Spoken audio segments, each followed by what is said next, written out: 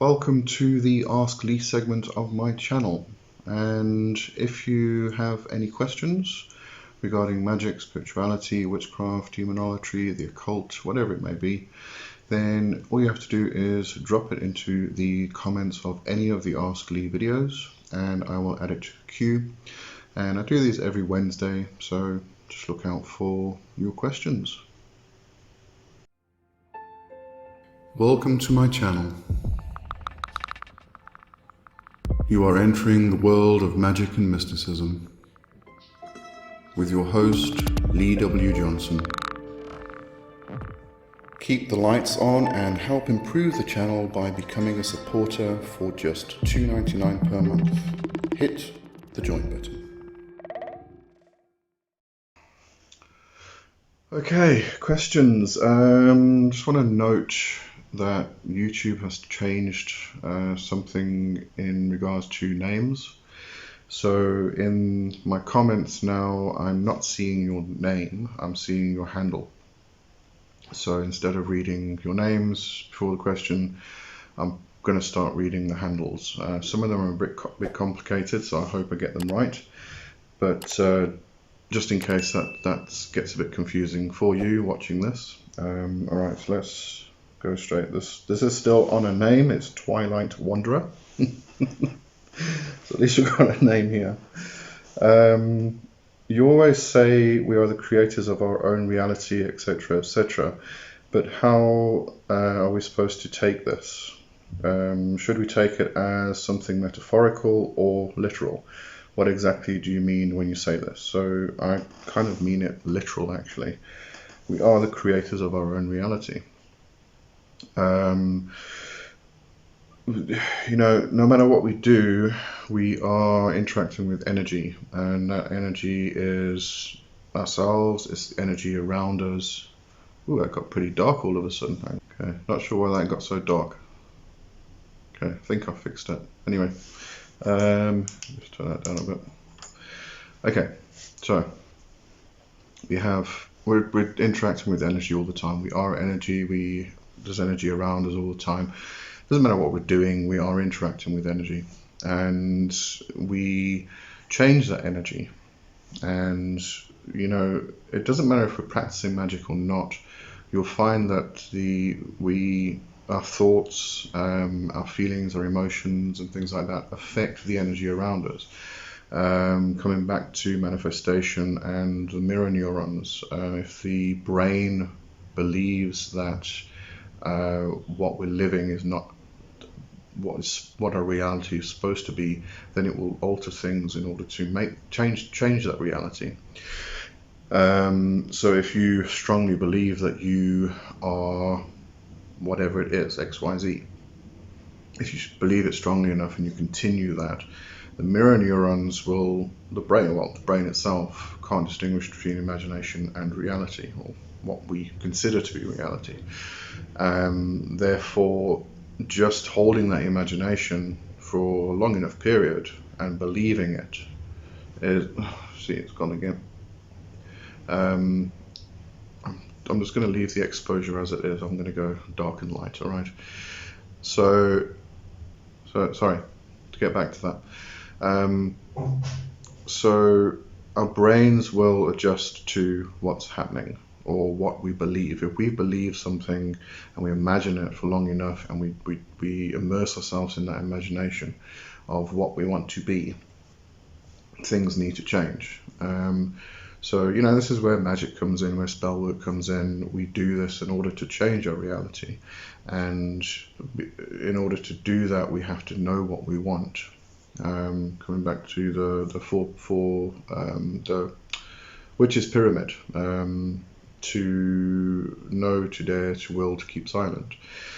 So we need to know what we want, and then we need to go ahead and get it. So we need to dare to have it, and then we need to dare to do what needs to be done in order to have it.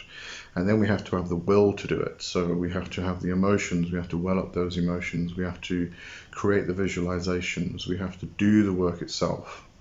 And then keep silent is to stop ourselves or from other people from affecting the results that we were aiming for in the spell work itself. So, when I say we are the creators of our own reality, we really are. And another way we can look at this is through consensual reality. So, various ways we can look at this, and various people who have spoken about it and explained it in different terms. But I like to view this from the Castaneda point of view. So Don Juan spoke about us having rings of power. We've got various rings of power, but the first ring of power, what happens is those rings of power between people overlap, and it creates consensual reality, which is why the people around us, our neighbors, our friends, our family, we all experience this construction, this installation, which we consider to be reality. We all experience it the same. So we can change that, and this is where group work comes in. We can change that reality if enough people alter their consensual reality. On an individual level, we can change our own reality by doing spell work and by doing magic. We alter the vibration of the energy around us, and therefore we alter our reality. So we are the creators of our own reality. If we're not doing magic, the thoughts we have, they create our reality. If we have positive thoughts, we start to create a positive energy. If we have negative thoughts, we start to create a negative energy. And the difficulty there becomes, once we start in one direction, then it kind of builds on itself. This is why it's quite difficult to get out of something like a financial pitfall. It's because we're placed in this negative position in life, and to try and get out of it, we have to try and raise the vibration, bring it back to a higher vibration, to a more positive vibration. But every time we try and do that, we keep getting dragged back down to where we are. So you have to keep working at it over and over and over again to raise your frequency, get yourself out of that pit. And it takes a lot of work. It can be difficult, but that's really what magic is all about, is changing those circumstances, changing our own reality, and creating ourselves the way we want to be. So that's really, I do really mean it literally when I say that. Okay, so next question. This is from @RCBM. Another question, if you don't mind, sir. Just call me Lee, it's fine. How important is the right incense for each demon? I usually use frankincense and black magic incense, as I love how they smell. I never had any complaints that I know of about the incense from any spirit, but some say you have to use the incense mentioned in books for the respective demon. I wonder what your opinion on that. What's your opinion on that? Thank you. I don't think you need to stick to what the books say at all. When we read a book, or we read a website, or we hear somebody on YouTube like this, and they say use X, Y, and Z for this particular demon or this particular purpose, that's from their own experience. And everybody is different. We are all going to have different experiences. So,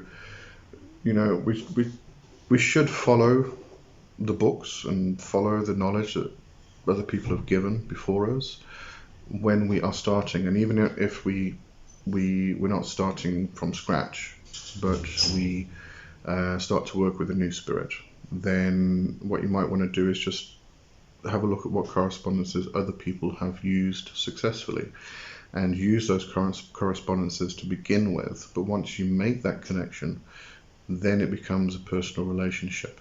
So through that personal relationship, you will then be told by the spirit what they like, and you can then incorporate that into the practice. And using frankincense is great. I think frankincense is used for most demons and magical practices. You might find that they like other particular incenses, and quite often you won't know until you actually try it. So once you've got that relationship, once you've made that connection, then what you're going to then do is call on the spirit. You're going to then light a particular incense, and you're going to get a feeling of yes or no. And then if it's no, don't use that incense again. If it's yes, use that incense. But it's usually a case of trying it out and then finding what the results are.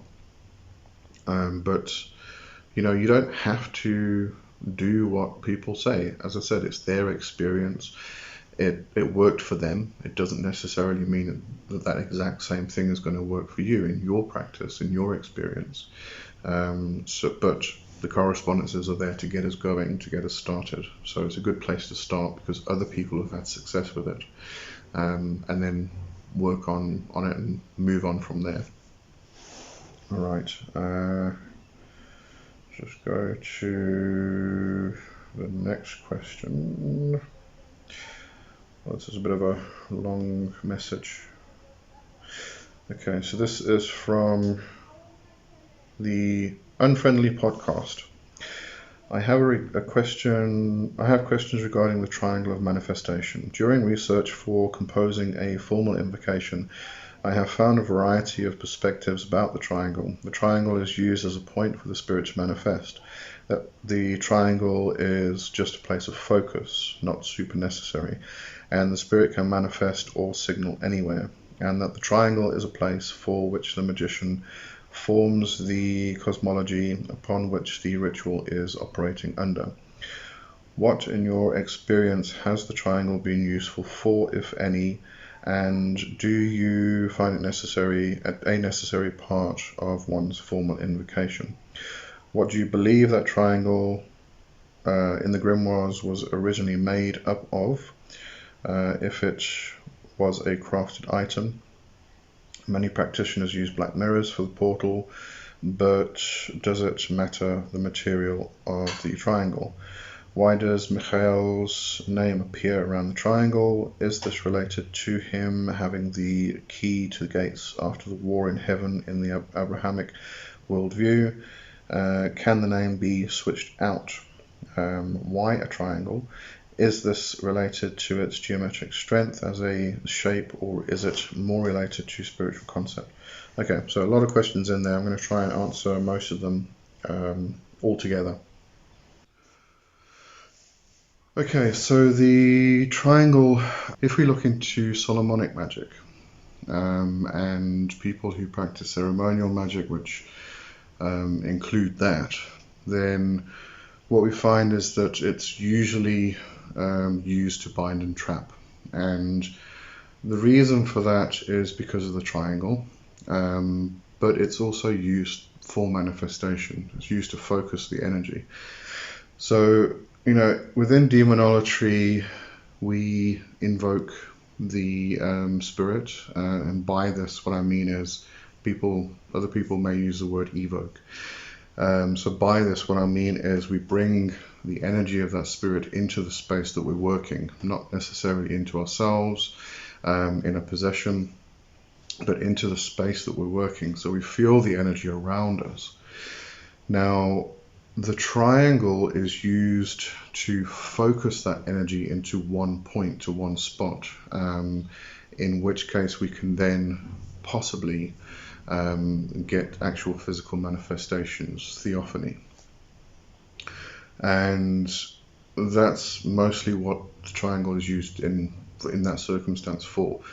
But the triangle can be used for manifestation of many, many things. I like to use the triangle in most spell working and magic working, actually, where I need to focus the energy. And the reason for that is the 3 points. It is because of the geometric shape. It's the tension that it creates. So what you're doing, you're pulling in power from 3 directions, and it's creating a tension which then pulls into the triangle itself. And if you are then focusing the energy into that area, it becomes focused. It creates tension in there, which can then be added to a working. It can be used to focus the energy of a spirit for physical manifestation. It can be used for scrying, which is why we have the mirror or the obsidian disc or whatever material we're using. We can use a bowl of water, whatever it is for scrying, and you can put a candle in there for it, for that purpose itself. So whatever we're using for scrying, you can put into the triangle, because that geometric shape, the triangle, the 3 points, is creating a tension which is forcing the energy into that one spot, which then makes the work more focused. So this is the main reason why people use triangles. It's mostly just to focus the energy itself. Let me just check all of the questions there.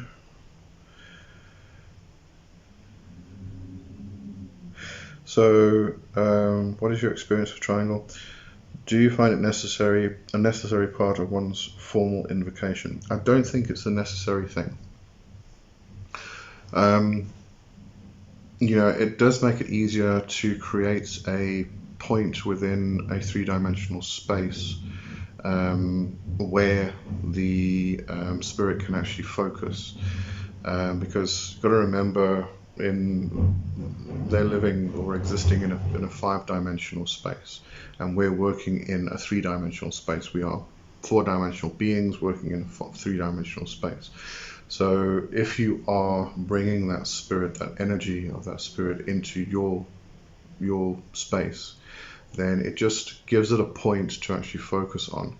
The triangle, because of the geometric shape, makes it easier. The tension it creates, etc., etc. But I don't think it's necessary. You can use something else, and I do say use something else. I prefer to use a triangle for these purposes myself. So I'm going to keep coming back to the triangle, but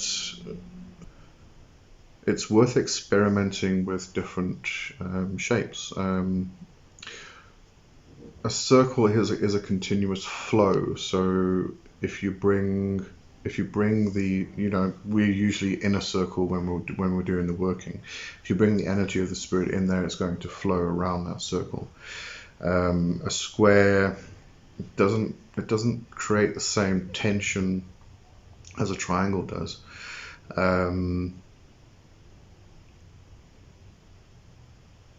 It's definitely the geometric shape, the tension that the 3 points create, that makes that work. Sorry, brain's just thinking, and it's getting old, so it needs time. But it is worth trying different forms, different shapes, different things, and the triangle itself, which was the next part really. The name of Michael in the triangle. Michael is, you'll probably find it's used in Solomonic magic because Michael is the defender. So that's there for a protective aspect. But that name can be changed to whatever you find protective, but at the same time, don't use a name. If you are using the triangle specifically to manifest the energy of a spirit, just to bring it into that focus, into a concentrated area, then it's not really necessary to use the protection because of the way you're working. You're not binding and threatening and whatever you're doing with these spirits. If you're working Solomonic magic, you are working respectably with these spirits. So therefore, to ask the spirit to move their energy into a triangle in order to concentrate their energy so that you can possibly get a physical manifestation or talk to the spirit about a particular thing, and it also allows you to focus on a particular area and direct your questions at it, which makes it easier for a lot of people to do. If you're respectively asking the spirit to go there in order for that purpose, you don't really need the protection that other people are doing when they are threatening and binding a spirit. So I don't think we actually need a name around the triangle at all. I don't use a name. I use 3 twigs and a circular rope, and the 3 twigs laid over the rope, which is my triangle of manifestation. So I don't think we need to worry too much about that. Obviously, depending on what work you're actually doing. If you are working Solomonic magic the way it's written, then you're going to need that protection.